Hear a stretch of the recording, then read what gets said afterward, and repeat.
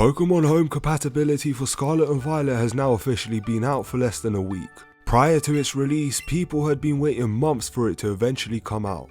After a few delays and some not so great moments, Pokemon Home was released, but was it worth the wait? Enabling us to connect to various Pokemon games on the Switch, opened up the opportunity to transfer Pokemon we had never witnessed being used in Scarlet and Violet. These included legendary Pokemon, Hisuian Pokemon, Galarian Pokemon and much more.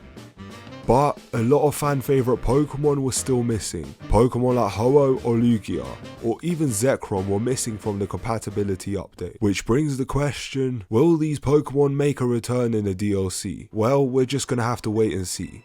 Because that was the least of our worries. Along with the home update came a ton of things we had to take into consideration, including one of the major things being ability changes and move resets. Regrettably, the Pokemon Company opted for a distinct approach to tracking abilities, resulting in the alteration of a Pokemon's ability upon being transferred back to its original game. Take this Cyndaquil as a test dummy for this operation. Cyndaquil is originally from BDSP and has Blaze as the ability. Once the Cyndaquil is transferred into Violet, I went ahead and changed its ability to Flash Fire, using an ability patch. But when you transfer this Cyndaquil back to Pokemon Home, in preparation for moving him again, the Pokemon loses its current changed ability and goes back to the one it originally had. I understand where they were coming from with this, and props to them for putting up a warning sign. But why would I want my Pokemon's ability changed without my consent when moving them around in Home? I would prefer to have the autonomy to personally modify my Pokemon's abilities.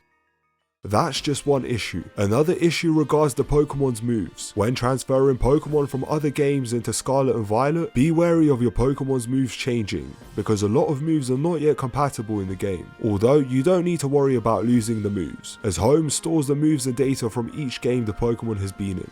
But for me, that's not really the issue. The issue is that a lot of Pokemon have been competitively affected by losing certain moves. And one thing that makes no sense to me is why Volcanion is the only Pokemon in Scarlet and Violet that learns the move Scald.